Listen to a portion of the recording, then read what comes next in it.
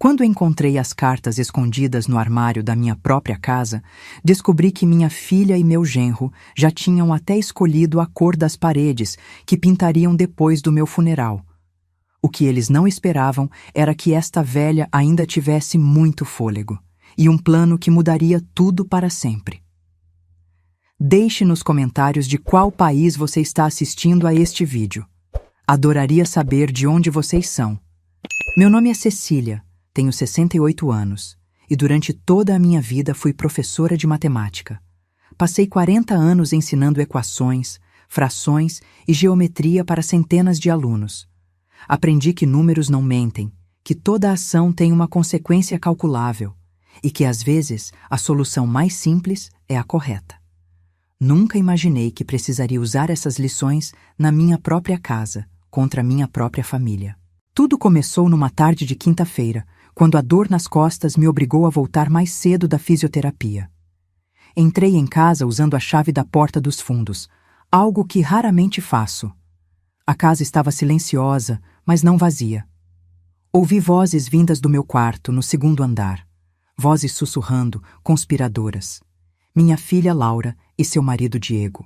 Subi as escadas devagar, cada degrau rangendo suavemente sob meus pés. Meu coração batia forte, não de cansaço, mas de um pressentimento ruim que crescia no meu peito como uma sombra. Quando cheguei ao corredor, parei. A porta do meu quarto estava entreaberta. Tem que estar aqui em algum lugar, dizia Diego, com aquela voz aveludada que sempre me pareceu falsa demais. Sua mãe é organizada, professora de matemática, lembra? Tudo tem seu lugar. Já procurei na escrivaninha, respondeu Laura. Minha filha, minha única filha. Talvez esteja no cofre pequeno que ela guarda no closet. Encostei-me na parede, as pernas tremendo. Não de fraqueza, mas de raiva contida. Fiquei ali, ouvindo, enquanto eles reviravam minhas gavetas, mexiam em meus papéis, invadiam minha privacidade como ladrões na madrugada. Quando ela bater as botas, precisamos estar prontos, disse Diego, e ouvi o som de papéis sendo folheados rapidamente. As irmãs dela vão querer uma parte, mas se tivermos o testamento e os documentos da casa antes, podemos acelerar tudo. Vender rápido, antes que alguém complique.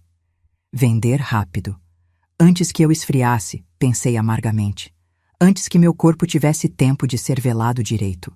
Não fale assim, Laura protestou, mas sua voz não tinha convicção. Tinha apenas aquela hesitação fraca de quem faz objeção só para a consciência dormir melhor. Ela ainda tem muitos anos pela frente. Claro, claro, mas você sabe como é. Ela já tem quase 70. Qualquer hora pode acontecer alguma coisa. E aí, se a gente não tiver se preparado, os abutres vão chegar primeiro. Os abutres, minhas irmãs, mulheres honestas que trabalharam a vida toda e nunca me pediram nada. Os abutres eram eles, ali dentro do meu quarto, calculando o valor da minha morte. Respirei fundo, contando até 10 como fazia quando algum aluno me tirava do sério. 1, 2, 3. Meus dedos apertavam a alça da bolsa com tanta força que as juntas ficaram brancas. 4, 5, 6. A dor nas costas tinha desaparecido, substituída por uma clareza cristalina.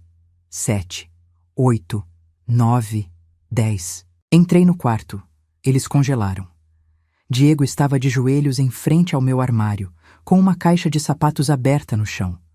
Laura segurava um envelope amarelo, aquele onde eu guardava documentos antigos da escola. Seus rostos passaram do susto para o embaraço, e depois para algo que tentava parecer inocência. Mãe!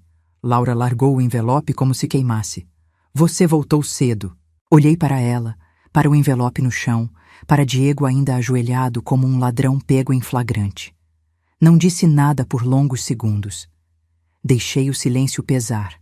Deixei que sentissem o constrangimento em cada fibra. Procurando alguma coisa? Minha voz saiu calma, fria. A mesma voz que eu usava quando pegava um aluno colando na prova. Eu estava procurando aquela receita que você me prometeu. Laura gaguejou, tentando sorrir. A de bolo de laranja. Achei que podia estar aqui. No meu armário de roupas? Diego levantou-se, limpando as mãos na calça como se assim pudesse limpar a culpa. Sabe como é, Cecília? A gente estava ajudando a procurar. Laura disse que você às vezes guarda papéis em lugares inusitados. Caminhei até a caixa de sapatos aberta. Dentro, visíveis para quem quisesse ver, estavam meus documentos pessoais. Escritura da casa, extratos bancários, apólices de seguro, tudo organizado em pastas plásticas, cada uma etiquetada com minha letra caprichada de professora. Receita de bolo, repeti, pegando a caixa e fechando-a com um movimento seco. Em pastas com escrituras e documentos bancários. O silêncio voltou, mais pesado dessa vez. Laura abriu a boca, mas não encontrou palavras. Ela sabia. Sabia que eu tinha ouvido. Sabia que a farsa tinha acabado ali, naquele momento. Saiam do meu quarto, eu disse, ainda com aquela voz assustadoramente calma. Agora, mãe, deixa eu explicar. Saiam. Eles saíram. Diego primeiro, apressado, evitando meu olhar. Laura hesitou na porta, olhando para trás como se quisesse dizer algo, mas não disse. A porta fechou suavemente e eu fiquei sozinha no meu quarto violado. Sentei-me na beira da cama, ainda segurando a caixa de sapatos. Minhas mãos tremiam agora, não de raiva, mas de algo mais profundo. Decepção. Tristeza. Uma dor que não tinha nome, porque era a dor de descobrir que sua própria filha te via como um problema a ser resolvido, uma herança a ser antecipada. Olhei ao redor do quarto. As gavetas abertas, as roupas remexidas, tudo ligeiramente fora do lugar. Minha privacidade tinha sido invadida, mas mais do que isso, minha confiança tinha sido quebrada. E confiança quebrada, eu sabia muito bem das minhas aulas de matemática, era como um vaso rachado. Você podia colar, mas as marcas permaneciam para sempre. Abri a caixa e peguei a escritura da casa. Aquela casa que eu e meu falecido marido, Ricardo, compramos há 35 anos. Ele tinha morrido 10 anos atrás, de câncer, e desde então eu vivia sozinha aqui. Sozinha, mas não solitária, porque Laura e Diego moravam no anexo que construímos no terreno dos fundos quando eles casaram, 7 anos atrás. Um anexo que eu paguei, com mobília que eu comprei, contas de luz, água e gás que eu cobria, dizendo a mim mesma que estava ajudando minha filha, que estava sendo uma boa mãe. Quantas vezes Laura tinha dito que estavam com dificuldades, que o trabalho de Diego estava instável, que eles precisavam de só mais um tempinho antes de poderem se sustentar sozinhos? E eu, tola, acreditava. Ou fingia acreditar, porque é isso que mães fazem, não é? Fingimos não ver os sinais. Fingimos que nossos filhos são melhores do que realmente são. Fingimos que estamos ajudando quando, na verdade, estamos alimentando parasitas. Peguei meu celular e liguei para minha irmã mais velha, Beatriz. Cecília? Tudo bem? Bia, preciso conversar com você. Pode vir aqui amanhã? Claro. Aconteceu alguma coisa? Olhei para o quarto bagunçado, para a caixa de documentos no meu colo, para a porta fechada que me separava de duas pessoas que eu não reconhecia mais. Aconteceu, mas vou te contar pessoalmente. Amanhã, 10 horas. Desliguei antes que ela pudesse perguntar mais. Guardei a caixa no fundo do meu closet, desta vez com um cadeado novo que eu tinha guardado há meses. Tranquei a porta do quarto também, algo que nunca fazia. Naquela noite, jantei sozinha na cozinha. Laura e Diego não apareceram. Provavelmente estavam no anexo, discutindo o que fazer, se eu tinha ouvido ou não, como consertar a situação. Deixei que ficassem lá. Precisava pensar. Comi minha sopa de legumes olhando pela janela para o anexo. As luzes estavam acesas. Sombras se moviam atrás das cortinas. Minha filha e meu genro, vivendo confortavelmente no espaço que eu provei, com o dinheiro que eu dava, esperando pacientemente que eu morresse para poderem ficar com o resto. Terminei a sopa e lavei a louça lentamente, deixando a água quente correr sobre minhas mãos. Na matemática, quando você descobre que fez um erro no começo do problema, precisa voltar e recalcular tudo. Olhei para os últimos 7 anos como uma equação mal resolvida. Cada dinheiro dado, cada conta paga, cada desculpa aceita, tudo tinha me levado a este ponto. Hora de recalcular. Subi para o quarto e abri meu notebook, aquele que usei durante anos para preparar aulas e provas. Os dedos, ainda ágeis apesar da idade, digitaram rapidamente no Google: como proteger patrimônio, direitos de moradia, como remover ocupantes de imóvel próprio. Li durante horas. A luz do abajur criava sombras longas na parede enquanto eu absorvia informações sobre leis, regulamentos, direitos e obrigações. Descobri que mesmo familiares vivendo em propriedade alheia tinham certos direitos após determinado tempo.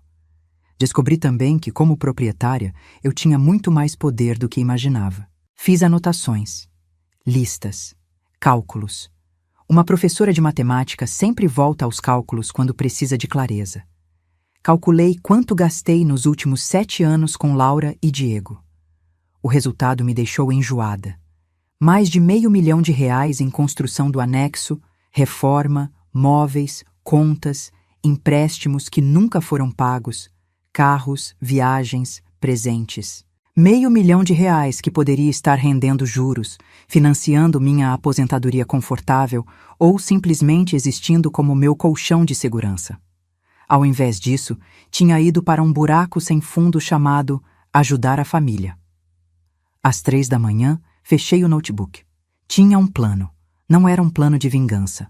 Vingança é emocional, caótica, ineficiente. Era um plano de correção, de ajuste, de finalmente resolver a equação corretamente. Dormi apenas 4 horas, mas acordei com a mente clara. Tomei banho, vesti minha melhor roupa, uma calça de alfaiataria preta e blusa branca, o uniforme que usava para reuniões importantes na escola, e preparei café. Às 10 em ponto, a campainha tocou. Beatriz entrou com aquele jeito prático dela, já tirando o casaco antes mesmo de eu fechar a porta.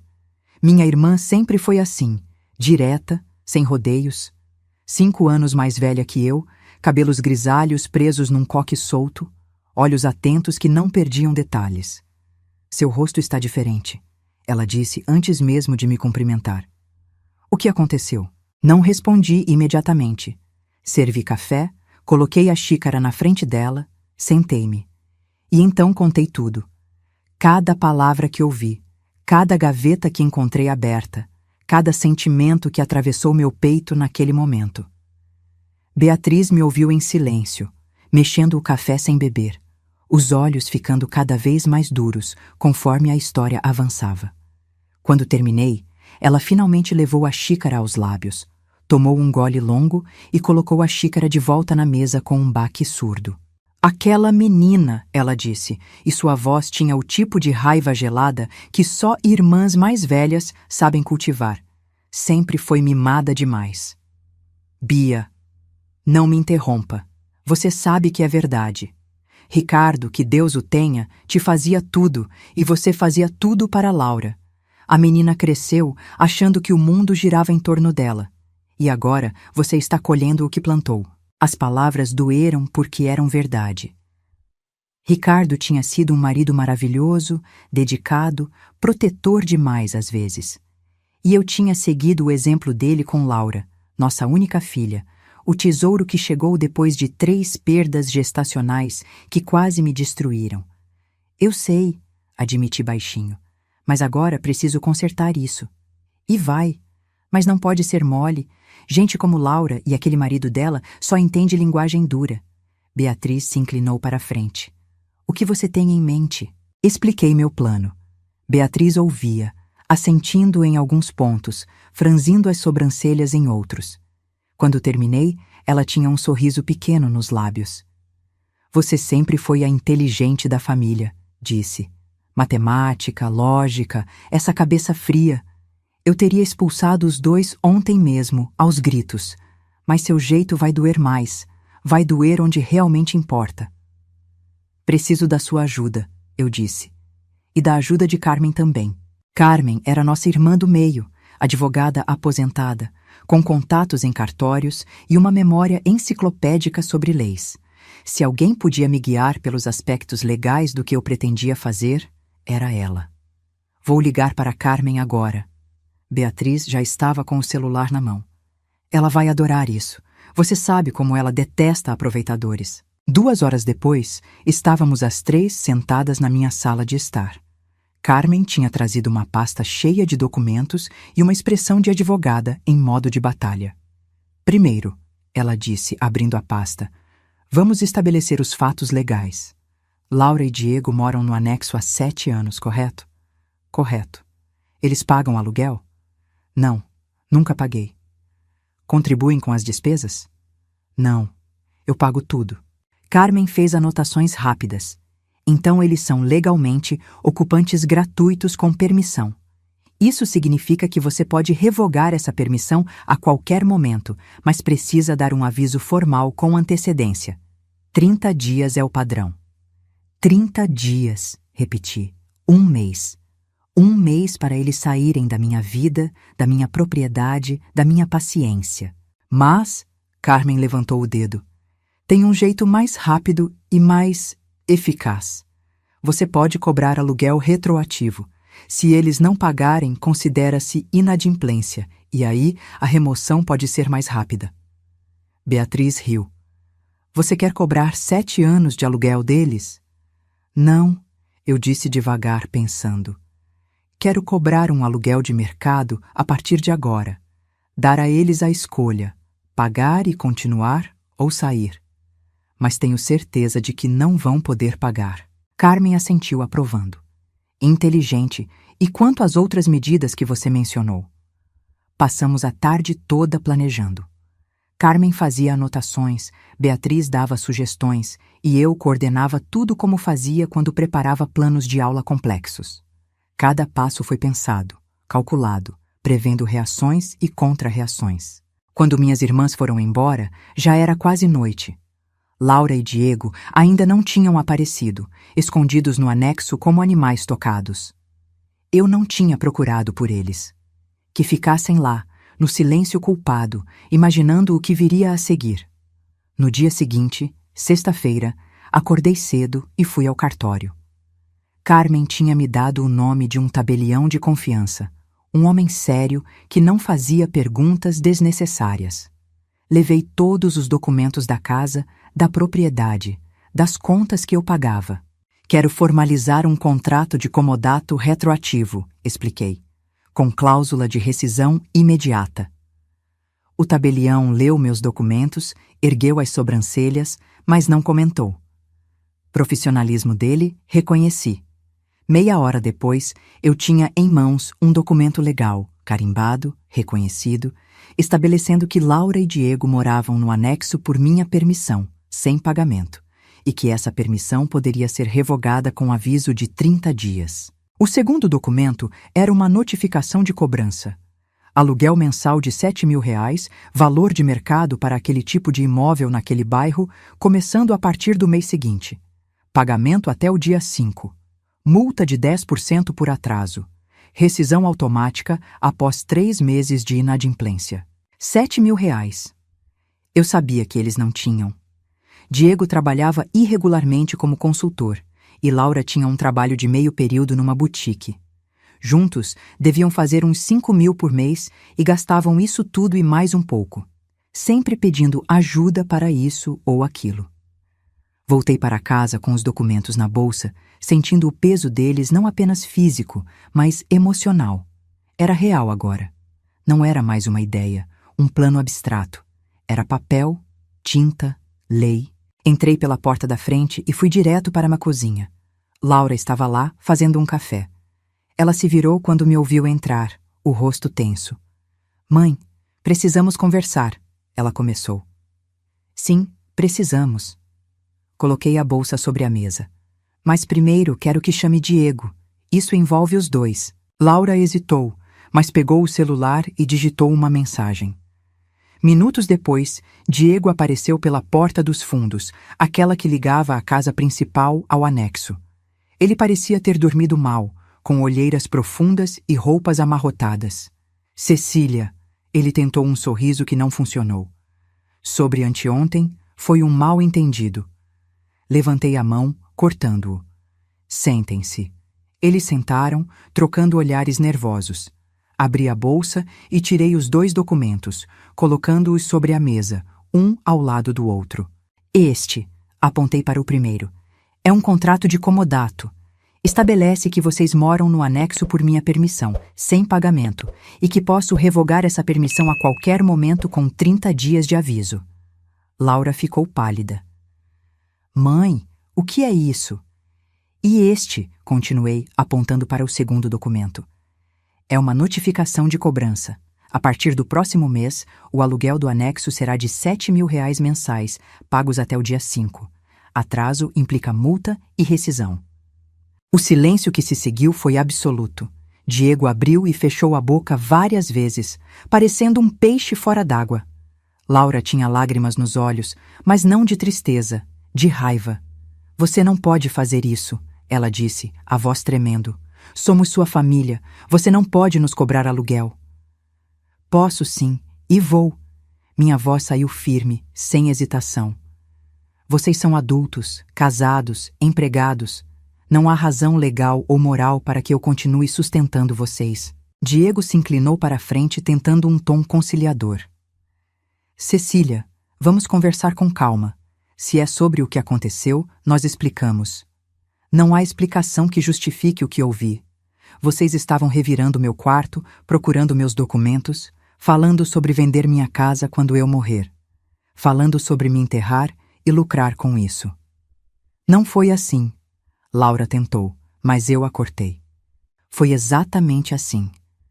Ouvi cada palavra. Gravei cada palavra na minha memória, Laura. E agora vou gravar outra coisa. Vocês têm uma escolha.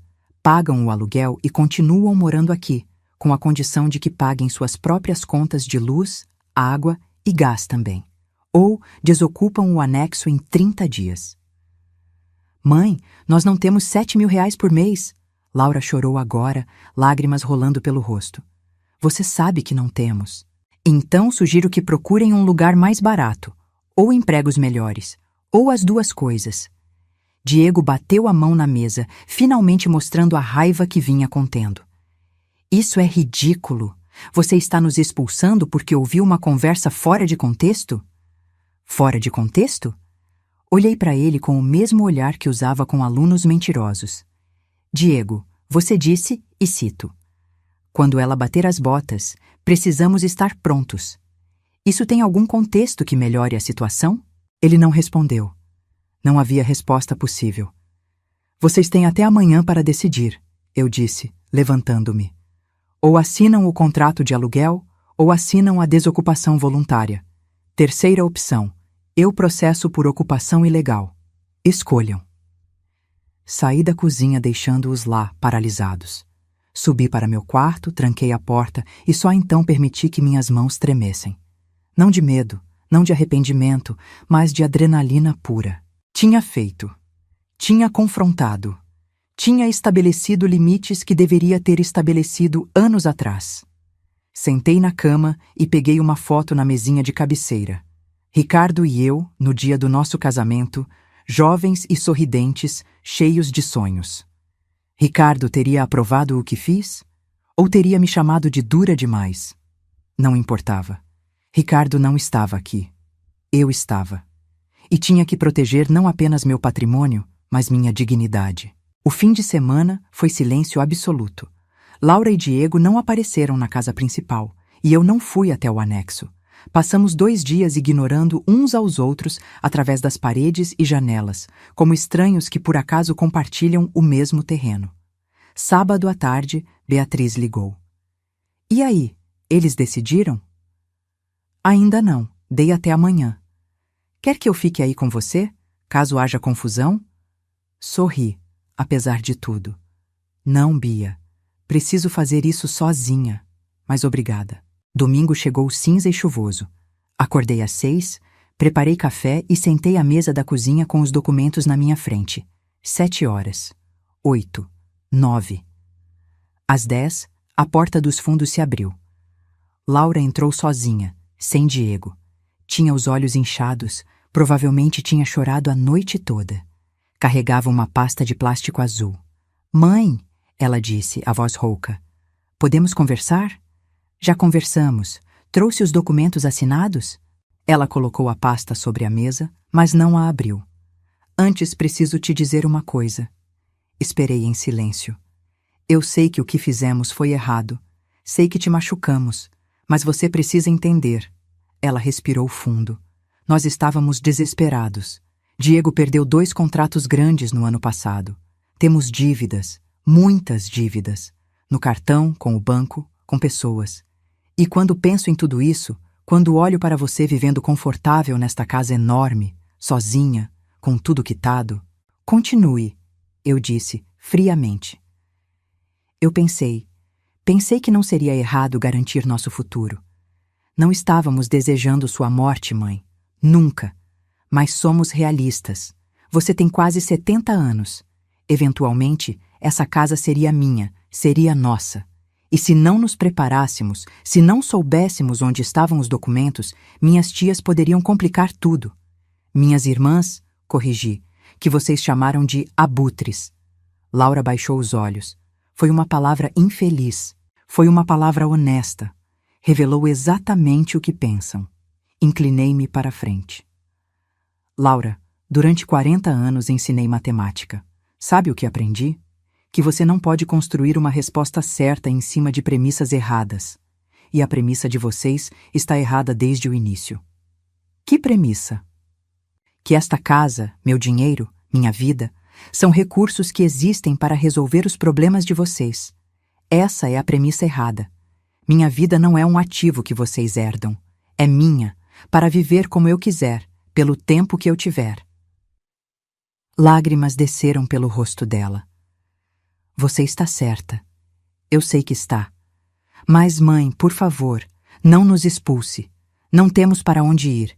7.000 por mês é impossível para nós. Aqui estava o momento. O momento em que qualquer mãe fraquejaria, em que o instinto de proteger a cria falaria mais alto. Sentia a pressão no peito, o impulso de dizer, está tudo bem, fica aqui, vamos esquecer isso tudo. Mas então me lembrei. Quando ela bater as botas. Me lembrei das gavetas abertas, da intimidade violada, dos anos de sustento sem um obrigado sincero. Então encontrem algo mais barato, eu disse. O mundo está cheio de apartamentos de 2 quartos por 3, 4.000 reais. Vocês conseguem pagar isso se cortarem os gastos supérfluos. Gastos supérfluos? Laura quase gritou. Mal temos para comer direito. Vocês têm 2 carros, jantam fora 3 vezes por semana. Laura, você gasta 500 reais por mês em salão de beleza. Diego tem assinatura de 3 serviços de streaming. Não me venha com essa história de que mal tem para comer. Ela não respondeu porque não havia resposta. Abriu a pasta azul e tirou os documentos. Estavam assinados, mas apenas por ela. Diego não quis assinar, ela admitiu. Ele diz que você está sendo abusiva, que é coação. Diego pode pensar o que quiser, mas sem a assinatura dele, vocês não podem continuar no anexo. Então ele tem 2 opções, assinar ou sair. Mãe, por favor, Laura. Segurei o pulso dela sobre a mesa, firme mas não violento. Olhe para mim. Olhe nos meus olhos e me diga, se eu morresse amanhã, vocês sentiriam minha falta? Ou sentiriam falta apenas da herança? Ela tentou falar, mas não conseguiu. A verdade era grande demais para ser colocada em palavras. Soltei seu pulso. É isso que pensei. Vão embora, Laura. Peguem suas coisas e encontrem um lugar próprio onde possam viver de verdade, não como sombras esperando que eu desapareça. Ela saiu sem olhar para trás, levando os documentos assinados pela metade. Ouvi seus soluços enquanto ela cruzava o jardim de volta para o anexo. Fiquei sozinha na cozinha, olhando para a cadeira vazia onde minha filha tinha se sentado. Não chorei. Não ainda. Havia trabalho a fazer.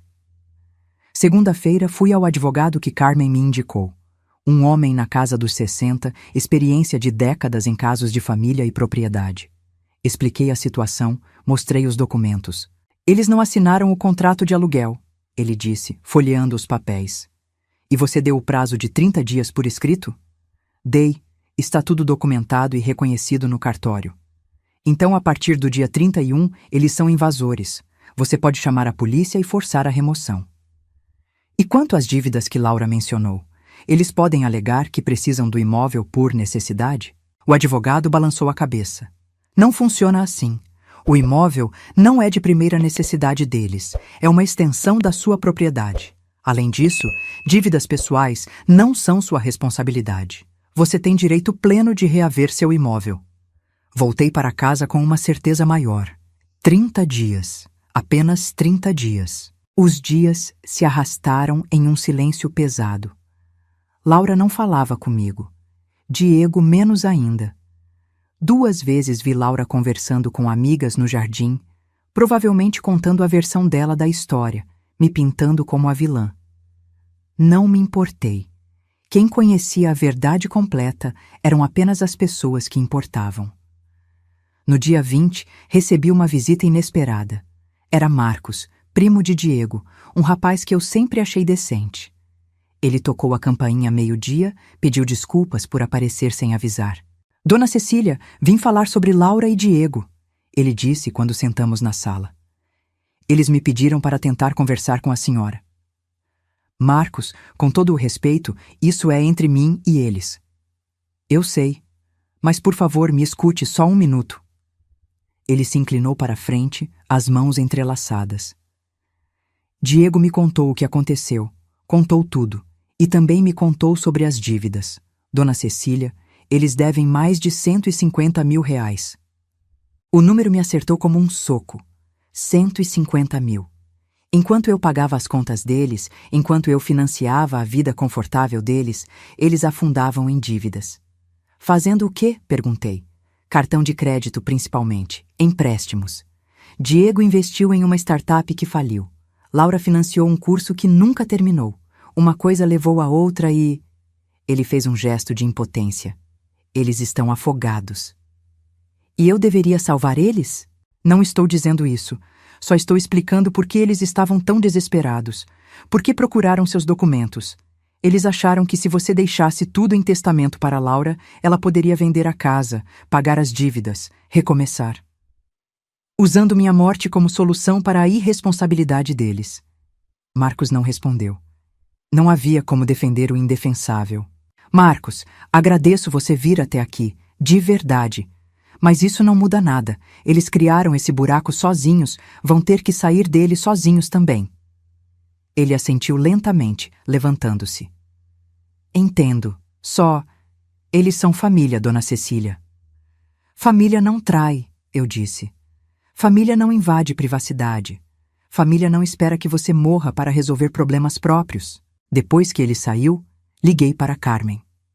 150 mil em dívidas, eu disse. E eles usavam meu dinheiro enquanto afundavam. Isso só confirma que você está fazendo a coisa certa, Carmen respondeu. Se você continuar sustentando eles, só vai estar jogando dinheiro em um poço sem fundo. Ela tinha razão. Eu sabia que tinha. Mas ainda doía. Dia 29. Amanhã o prazo acabaria. Acordei cedo, preparei um café forte e me sentei na varanda dos fundos, aquela que tinha vista para o anexo. As luzes estavam acesas lá dentro. Via sombras se movendo, caixas sendo carregadas. Eles estavam saindo. Senti uma mistura de alívio e tristeza. Alívio porque finalmente teria minha paz de volta. Tristeza porque aquela não era a maneira que eu imaginava as coisas acabariam. Quando construímos aquele anexo, foi com amor, com esperança de ter minha filha perto, de um dia ter netos brincando no jardim. Mas esperanças não pagam contas, e amor não sobrevive à traição. Às 10 da manhã, Laura tocou a campainha. Estava diferente. Cabelo simples, preso num rabo de cavalo, sem maquiagem, roupas práticas. Parecia mais velha, mais cansada, mas também, estranhamente, mais real. Vim devolver as chaves, ela disse, estendendo um molho de chaves. Estamos terminando de arrumar as coisas. Até o final da tarde vamos estar fora. Peguei as chaves. Frias, metálicas, o peso delas parecendo maior do que realmente eram. Para onde vocês vão? Perguntei, não conseguindo evitar. Alugamos um apartamento na Zona Leste. 2 quartos, antigo, mas limpo.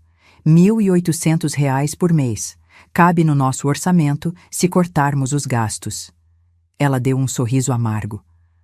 Como você disse, gastos supérfluos. Laura. Não, mãe. Você estava certa, sobre tudo.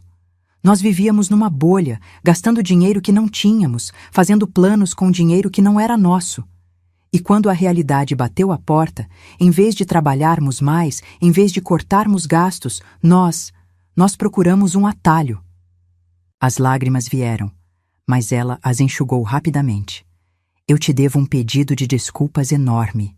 Não por procurar os documentos, embora isso tenha sido terrível, mas por todos esses anos vivendo nas suas custas e nunca, nem uma vez, parando para agradecer de verdade ou para pensar em como aliviar seu fardo. Fiquei em silêncio, processando. Diego conseguiu um emprego fixo, ela continuou. Não paga muito, mas é estável. E eu vou trabalhar em tempo integral na boutique. Eles me ofereceram. Vamos apertar o cinto, vender um dos carros, cortar tudo que for desnecessário e vamos pagar nossas dívidas, centavo por centavo, até sair desse buraco. Espero que consigam, eu disse. E era verdade. Mãe, você vai me perdoar algum dia? A pergunta ficou suspensa no ar entre nós. Perdoar. Palavra grande, pesada, complicada. Não sei, respondi honestamente. Perdoar não é esquecer. O que vocês fizeram, o que falaram, isso vai ficar comigo. Mas posso tentar entender, com tempo. Ela assentiu, sabendo que era o máximo que conseguiria. Obrigada. Por tudo. Pela casa, pela paciência, por finalmente nos dar o chute que precisávamos. Ela se virou para ir embora, mas parou. Ah, mãe! Pode mudar a fechadura. Do anexo, da casa principal, todas. Diego tem cópias de chaves que eu não sei onde estão. Melhor prevenir. E então, ela foi embora, atravessando o jardim pela última vez como moradora. Apenas como visitante, se um dia fosse bem-vinda novamente. Fiquei na varanda assistindo o movimento. Diego carregando caixas para um caminhão alugado. Laura embrulhando objetos frágeis em papel de jornal. Eles trabalhavam em silêncio, com a eficiência de quem precisa terminar uma tarefa desagradável. Às 16h, o caminhão estava carregado. Diego subiu na cabine sem olhar para trás. Laura deu uma última olhada para a casa, para mim na varanda, acenou levemente e entrou no carro deles. E foram embora. O silêncio que ficou era diferente. Não era o silêncio pesado e tenso dos últimos dias. Era o silêncio da paz, do espaço vazio que espera ser preenchido com algo melhor. Entrei no anexo pela primeira vez em semanas. Estava vazio, limpo, um pouco surpreendentemente limpo. Laura tinha esfregado o chão, limpado as janelas, deixado tudo em ordem. Uma última demonstração de respeito, talvez. Ou culpa.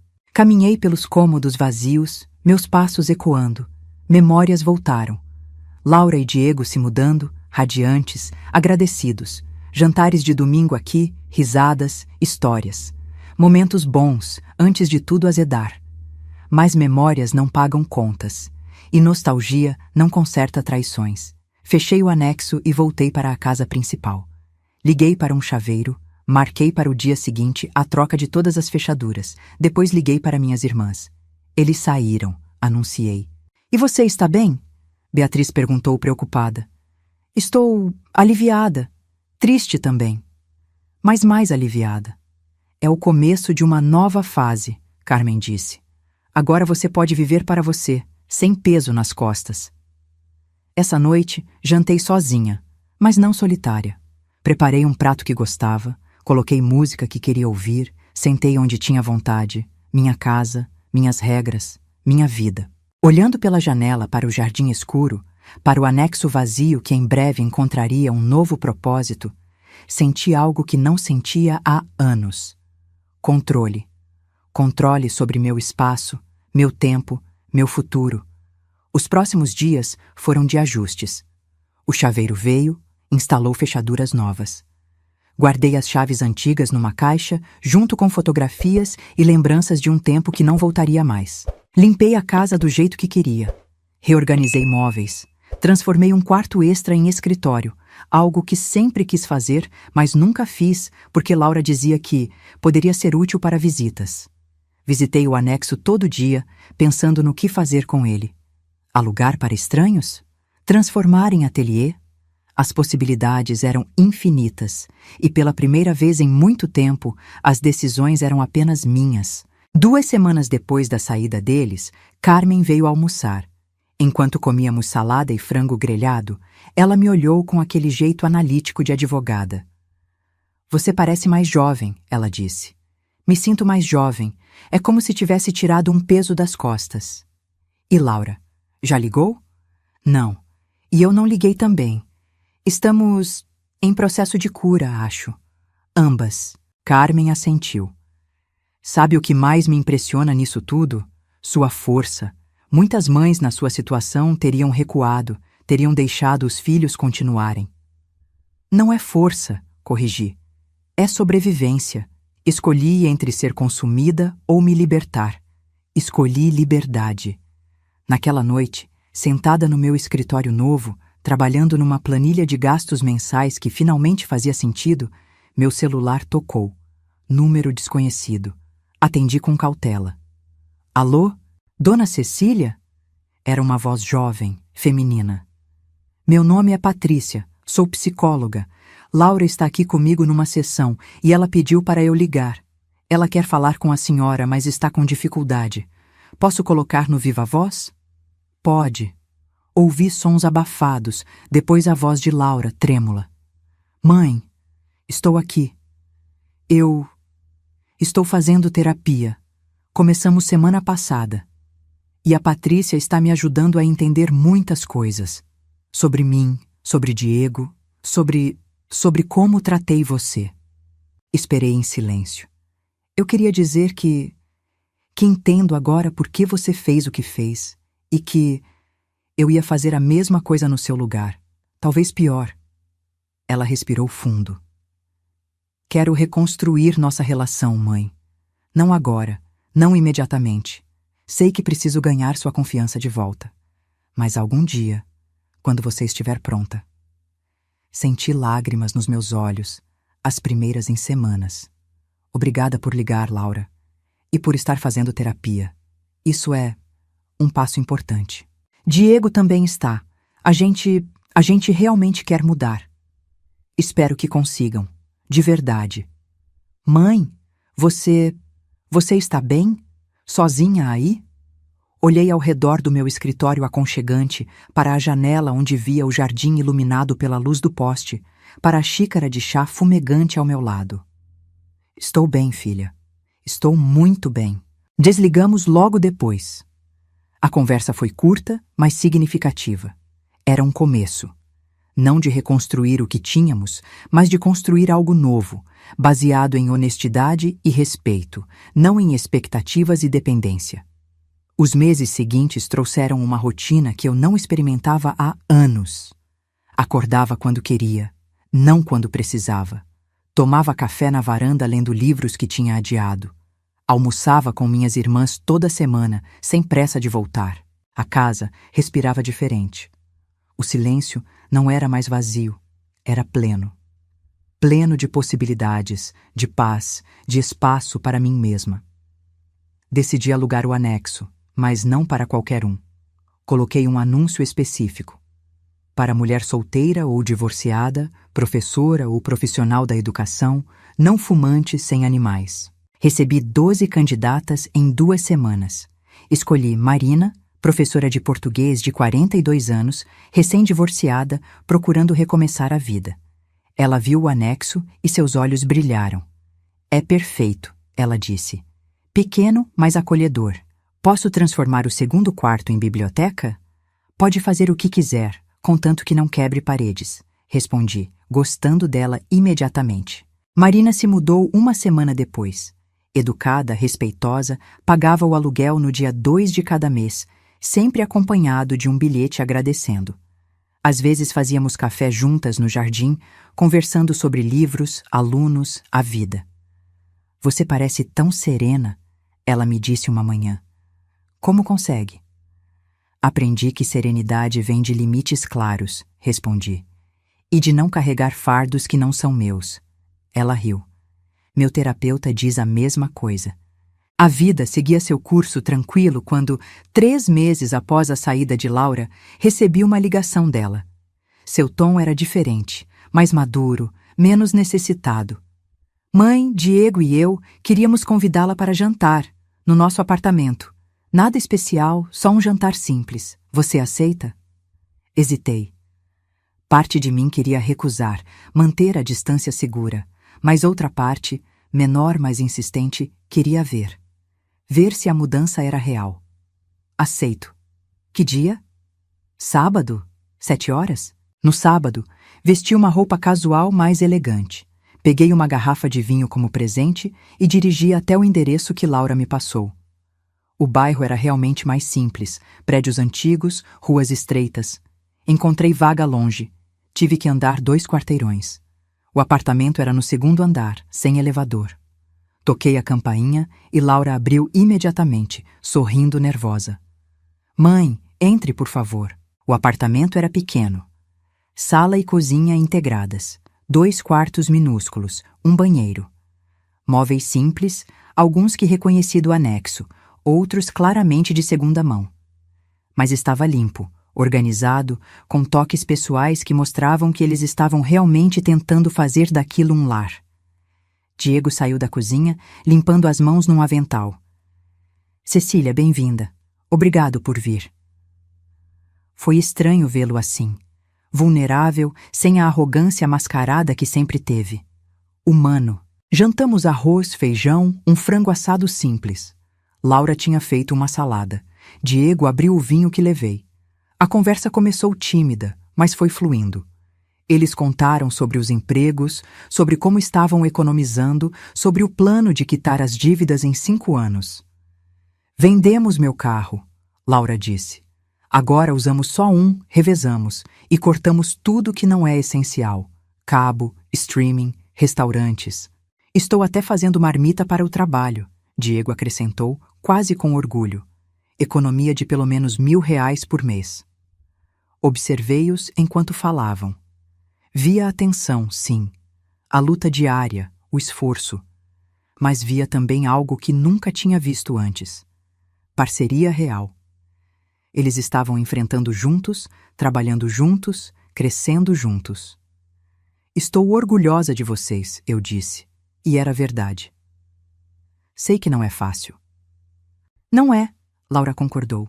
Às vezes é terrível. Às vezes acordo de madrugada preocupada com as contas. Mas, mãe, pela primeira vez na vida, sinto que estou realmente vivendo. Não fingindo, não esperando que alguém resolva meus problemas. Vivendo de verdade. Depois do jantar, Laura me mostrou o apartamento. O quarto deles tinha uma cama simples, um guarda-roupa pequeno. O segundo quarto era um misto de escritório e depósito, com caixas empilhadas. Diego trabalha aqui algumas noites, ela explicou, fazendo freelas de design além do emprego fixo. Toda renda extra ajuda. Quando fui embora, Laura me abraçou na porta. Um abraço longo, apertado, cheio de coisas não ditas. Obrigada, mãe, ela sussurrou. Por não ter desistido de mim, por ter sido dura quando eu precisava. Dirigi de volta, chorando. Não de tristeza, mas de algo parecido com esperança. Esperança de que, talvez, do caos e da dor, algo melhor pudesse nascer. Os meses viraram estação. Primavera chegou, depois verão. Marina continuava sendo uma inquilina exemplar e desenvolvemos uma amizade genuína. Ela me convidava para jantares, eu a ajudava a corrigir provas quando estava atolada de trabalho. Você salvou minha vida, ela me disse uma vez. Este lugar me deu paz para reconstruir. Você salvou a si mesma, corrigi. Eu só aluguei o espaço. Laura e eu mantínhamos contato regular agora.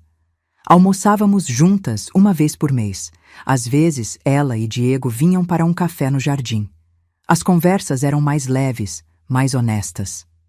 Falávamos sobre o dia a dia, sobre trabalho, sobre vida. Nunca sobre o passado.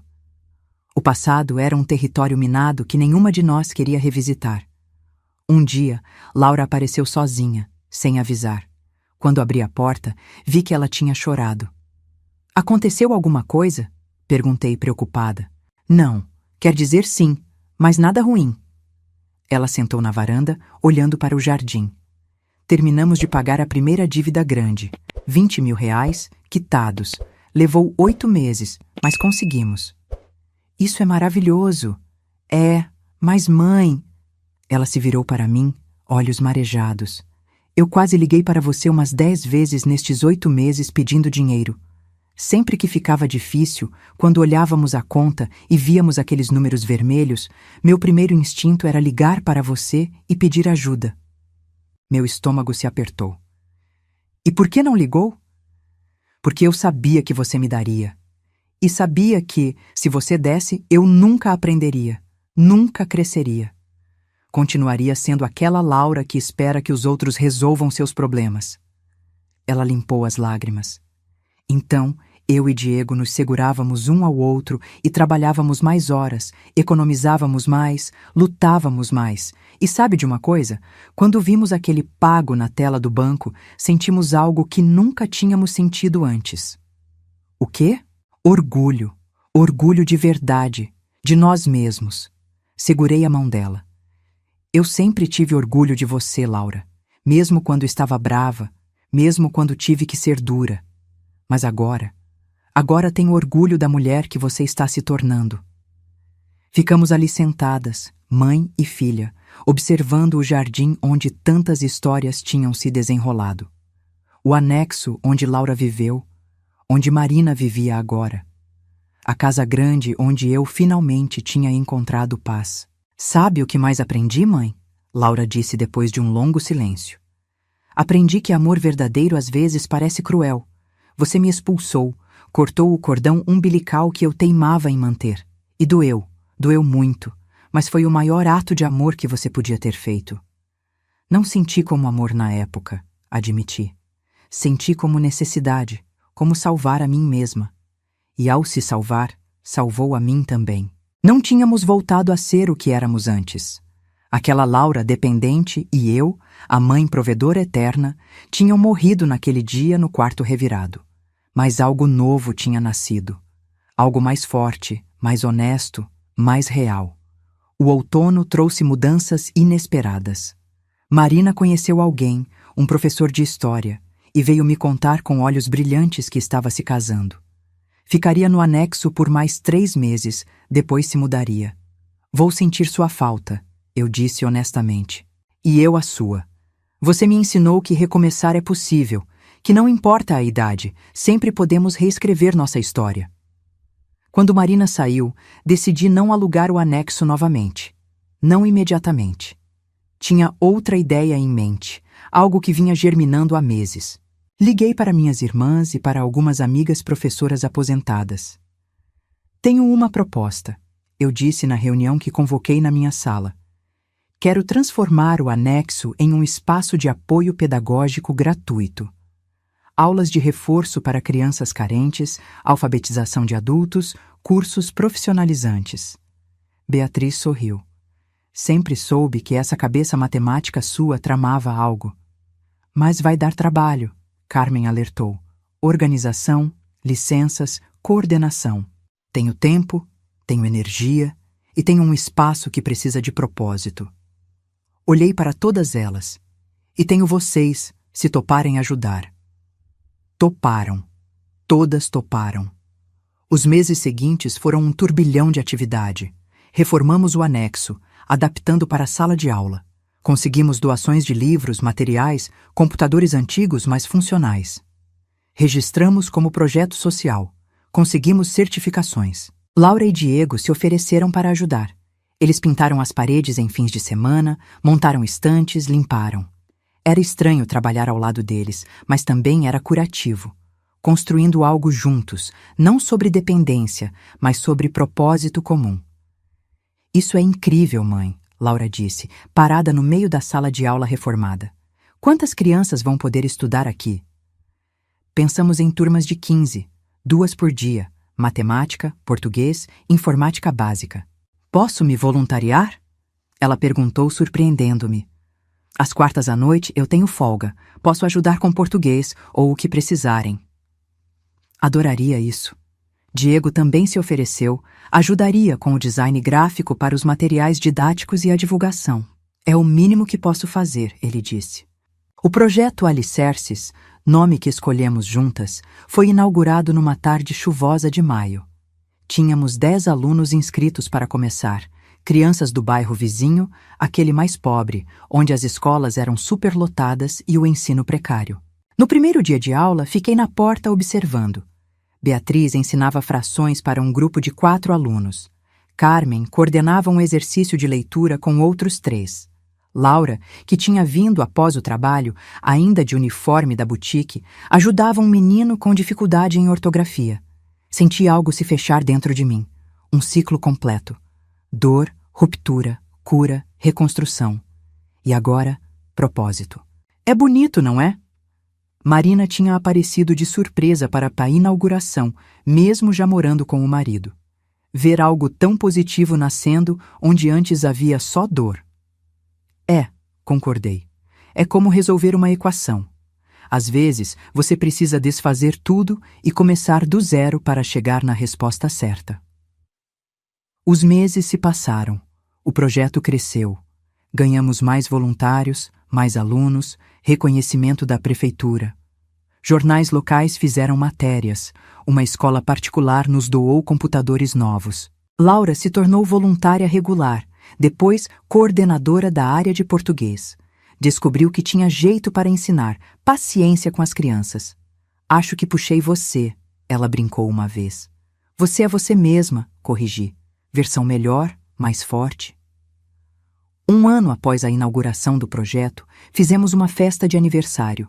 Alunos, ex-alunos, voluntários, famílias. O jardim estava cheio de gente, de risadas, de vida. Diego tinha trazido um bolo que ele mesmo fez. Aprendi a cozinhar direito, ele explicou, quase envergonhado. Economiza e é terapêutico. Está delicioso, Beatriz disse, provando. Quem diria que você tinha talento escondido? Todo mundo tem, ele respondeu, olhando ao redor. Só precisamos da oportunidade certa para descobrir. À noite, quando todos já tinham ido embora e eu estava recolhendo copos descartáveis pelo jardim, Laura se aproximou. Mãe, tenho uma notícia. Pelo tom dela, era algo importante. Boa ou ruim? Boa, muito boa. Ela sorriu. Aquele sorriso radiante que não via há anos. Estou grávida. Parei de respirar por um segundo. Grávida? 3 meses. Eu e Diego esperamos para ter certeza, para ver se estava tudo bem. Mas está. O bebê está saudável, a gravidez está indo bem. Soltei o saco de lixo que segurava e a abracei. Apertado, como não fazia há tanto tempo. Parabéns, filha. De coração. Eu estava com medo de contar, ela confessou. Com medo de que você achasse que não estávamos prontos, que era mais irresponsabilidade. E estão. Prontos? Ela se afastou, olhando-me nos olhos. Estamos. Não financeiramente perfeitos, nunca estaremos. Mas estamos estáveis, sem dívidas novas, pagando as antigas conforme planejado. Temos empregos fixos, um lar pequeno, mas nosso, e temos um ao outro, de verdade desta vez. Então estão prontos. Mãe, eu queria pedir uma coisa. Meu corpo tensionou involuntariamente, velhos reflexos. O quê? Queria que você fosse a madrinha. Não de batizado, disso a gente ainda vai decidir. Mas madrinha de vida. A pessoa que esse bebê vai poder procurar, aprender com, confiar. Ela segurou minhas mãos. Queria que meu filho conhecesse a mulher forte que é minha mãe, não a mulher que eu explorei. Lágrimas rolaram pelo meu rosto. Seria uma honra. Ficamos ali abraçadas no jardim, sob a luz do poste, cercadas pelos vestígios da festa. Mãe, filha, futuro avó. Um ciclo novo começando, mas este em bases diferentes. Em respeito, não dependência. Em amor, não expectativa. A gravidez de Laura avançou sem complicações. Eu a acompanhava em consultas quando ela pedia, mas mantendo distância respeitosa. Não oferecia dinheiro, não insistia em comprar enxoval, não tentava controlar. Você mudou, Laura comentou uma vez, após uma ultrassom onde descobrimos que seria um menino. Mudei? Está mais leve, menos preocupada em resolver tudo para todos. Aprendi que resolver tudo para todos é roubar deles a chance de crescer. Olhei para a barriga dela, já bem redonda. E seu filho não vai precisar de uma avó que resolve tudo. Vai precisar de uma que ensina a resolver. Laura sorriu. Ele vai ter sorte. O bebê nasceu numa manhã fria de agosto. Henrique, 8 letrinhas de pura perfeição. Laura e Diego estavam radiantes, exaustos, apaixonados. Quando peguei meu neto no colo pela primeira vez, senti algo que não esperava. Não um amor desesperado de quem quer compensar erros passados, mas um amor tranquilo, seguro, de quem sabe seu lugar. Bem-vindo, pequeno, sussurrei para ele. Você tem pais corajosos que vão te ensinar sobre luta e dignidade. Laura estava na cama do hospital, observando. Obrigada, mãe, por tudo. Por nada. Vocês fizeram isso sozinhos. Não, fizemos com o empurrão que você nos deu. Os primeiros meses de Henrique foram desafiadores para Laura e Diego, como são para todos os pais novos. Noites sem dormir, dúvidas constantes, malabarismo com trabalho e criança.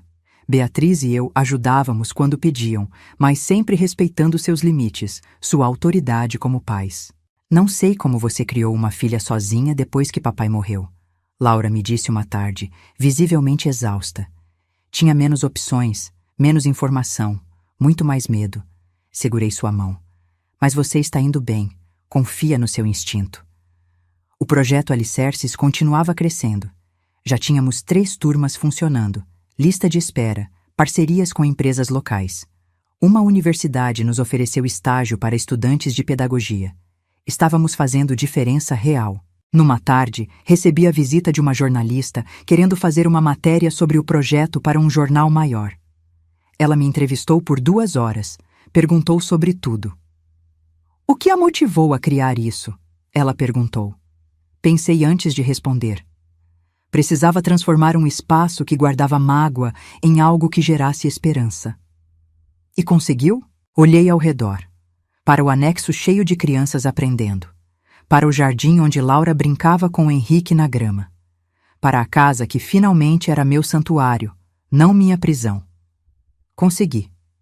A matéria saiu 2 semanas depois, página inteira, com fotos do projeto, depoimentos de alunos e pais. Minha foto estava lá, sorrindo ao lado de um grupo de crianças. A legenda dizia: Cecília, 69 anos, transformou dor pessoal em propósito social. Beatriz ligou assim que a matéria saiu. Você virou celebridade. Não exagere. Cecília, isso aqui é inspirador. Sua história, o projeto, tudo. Não foi só minha história, foi nossa, de todas nós. Mas era minha história também. De uma professora de matemática que aplicou lógica onde havia emoção, que escolheu limites onde havia exploração, que plantou propósito onde havia amargura. Alguns meses depois, no aniversário de 2 anos do projeto, organizamos uma cerimônia de formatura simbólica para os alunos que completaram todos os módulos. 15 crianças e adultos recebendo certificados, abraçando seus professores voluntários, sorrindo nas fotos. Laura estava lá, com o Henrique no colo. Ele tinha 7 meses agora, gordinho, saudável, lindo. Diego tirava fotos documentando tudo. Mãe, Laura me chamou depois da cerimônia. Tenho algo para você. Ela me entregou um envelope. Dentro, uma carta manuscrita. Comecei a ler ali mesmo, mas as lágrimas logo embaçaram minha visão. Mãe, quando olho para trás, vejo claramente o momento em que você me salvou. Não foi quando me deu dinheiro, casa, conforto. Foi quando tirou tudo isso.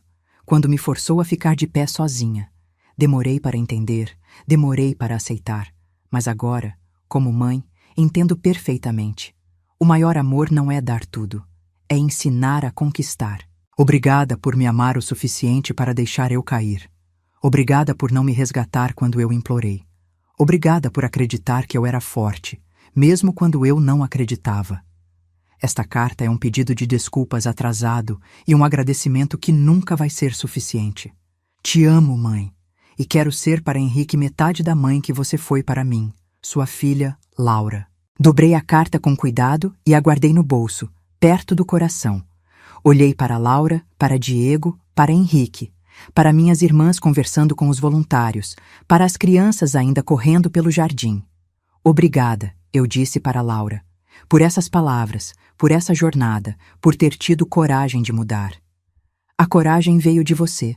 Não, estava em você o tempo todo, eu só acendi o fósforo. Hoje, aos 70 anos, olho para trás e vejo uma linha clara. Cada escolha, cada momento difícil, cada lágrima e cada vitória, tudo levou até aqui. O projeto Alicerces atende agora 40 alunos por semana. Tivemos que alugar um espaço adicional na rua ao lado. Beatriz coordena as atividades, Carmen cuida da parte legal e administrativa e eu supervisiono o pedagógico. Somos uma equipe, uma família escolhida pelo propósito comum. Laura foi promovida na boutique.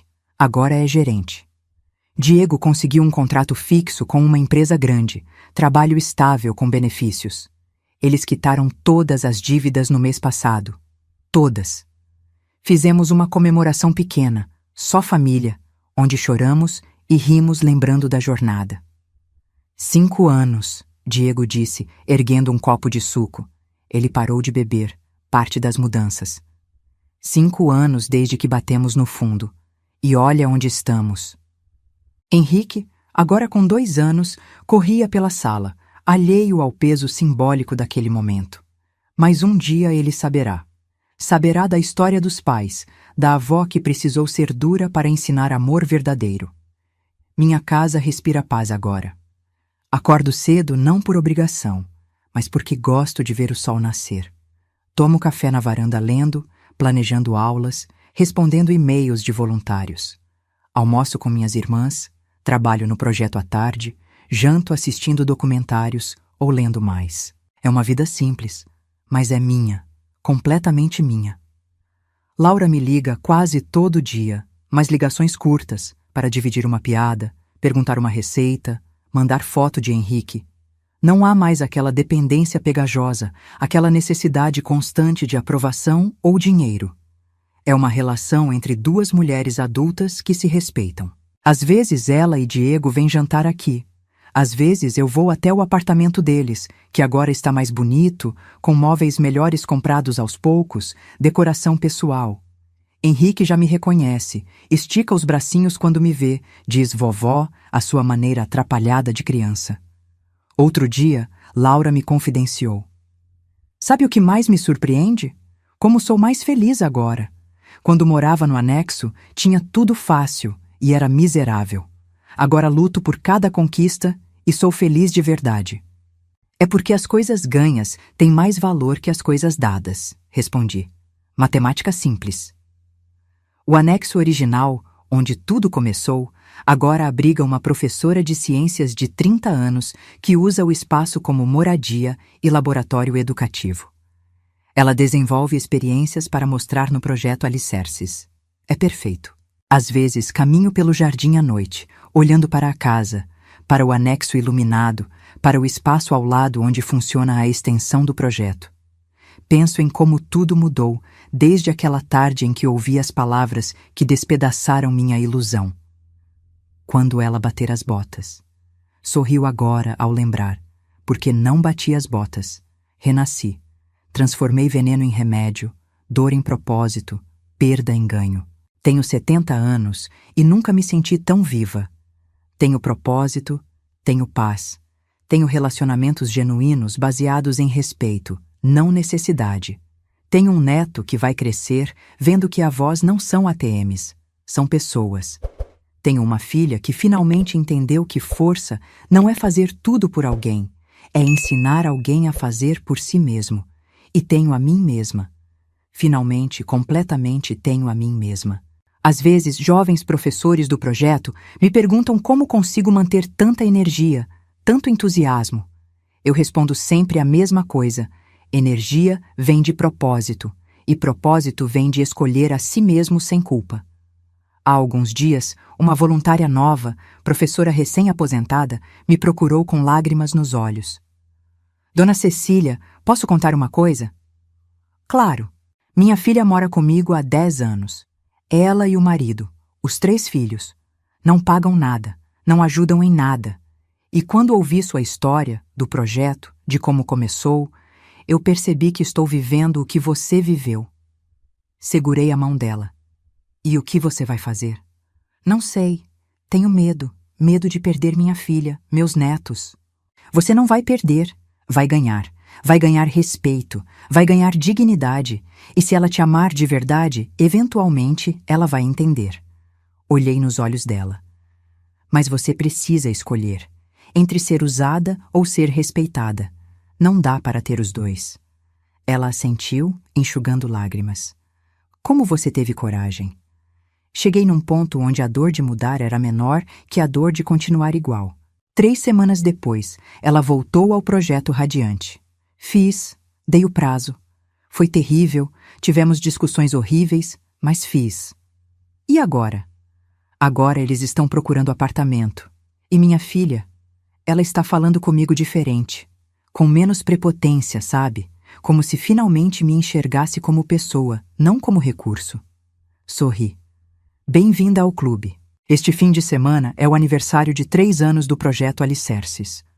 Vamos fazer uma grande festa, com todos os ex-alunos, voluntários, parceiros. Laura está organizando a decoração. Diego fez o convite gráfico. Henrique vai estar lá, provavelmente bagunçando tudo com sua energia de criança pequena. Beatriz vai fazer um discurso. Carmen vai apresentar os números, quantas pessoas atendidas, quantos formados, quanto impacto social medido. E eu vou apenas observar. Observar o que nasceu da dor, o que cresceu da coragem, o que floresceu da escolha de me colocar em primeiro lugar. Porque é isso que aprendi. Não é egoísmo se colocar em primeiro lugar. É sobrevivência. É respeito próprio. É ensinar pelo exemplo que cada pessoa é responsável por sua própria vida. Esta noite, sentada aqui no meu escritório, que antes era um quarto de visitas desperdiçado, digitando estas memórias que alguém sugeriu que eu escrevesse, olho ao redor e sinto gratidão. Gratidão pela força que encontrei quando achei que estava fraca. Gratidão pela clareza que veio da dor. Gratidão por ter escolhido recalcular a equação da minha vida. Se pudesse voltar no tempo, faria algo diferente?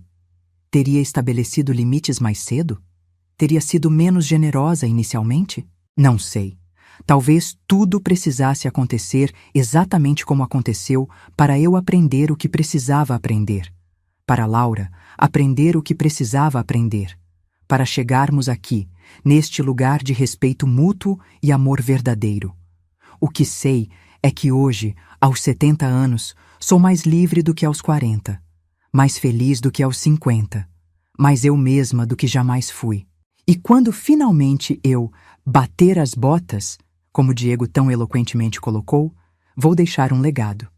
Não de dinheiro ou propriedades, embora haja um pouco disso, mas um legado de propósito, de força, de coragem para escolher a si mesmo. Laura vai herdar a casa, está no testamento. Mas vai herdar uma casa que significa algo.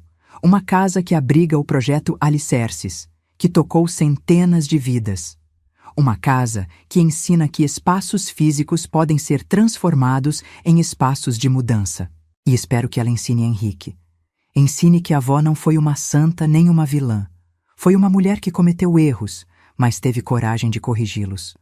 Uma mulher que escolheu dignidade sobre conforto, verdade sobre conveniência, crescimento sobre estagnação. Fecho o notebook. É tarde. Amanhã tenho reunião com os voluntários cedo, depois almoço com Beatriz e Carmen, à tarde aula de matemática para a turma de adultos que está se preparando para o mercado de trabalho. É uma vida cheia. Boa. Minha. Antes de apagar a luz, olho mais uma vez pela janela. O jardim está tranquilo, iluminado pela lua. O anexo está escuro, a professora já dormiu. A extensão do projeto está fechada até amanhã, quando voltará a pulsar com vida e aprendizado. Sorrio. Para a lua, para mim mesma, para a vida que escolhi reconstruir. 70 anos. Cada ruga no meu rosto conta uma história. Cada fio branco do meu cabelo representa uma lição. Cada batida do meu coração celebra uma escolha de viver, realmente viver, não apenas existir. E amanhã, quando o sol nascer, estarei aqui para ver. Não esperando que a vida aconteça, fazendo a vida acontecer. Porque aprendi finalmente a maior lição de todas. Você não precisa bater as botas para deixar um legado. Você constrói seu legado a cada dia, com cada escolha, com cada não dito no momento certo, com cada sim dado ao propósito. E o meu legado é o projeto que ajuda outros. É a filha que finalmente cresceu. É o neto que vai conhecer uma avó inteira, não quebrada. É a paz que conquistei. É a liberdade que finalmente alcancei. É esta história, minha história, de como uma professora de matemática aplicou a lógica mais simples à situação mais complexa. Quando a equação não fecha, você refaz os cálculos. E eu refiz. E encontrei a resposta certa. Se você gostou desta história, não esqueça de se inscrever no canal, deixar seu like e comentar o que achou. Sua interação ajuda muito para que mais pessoas possam conhecer histórias inspiradoras como esta. E se quiser apoiar ainda mais nosso trabalho e ter acesso a conteúdos exclusivos, considere se tornar um membro do canal. Muito obrigada por assistir até o final.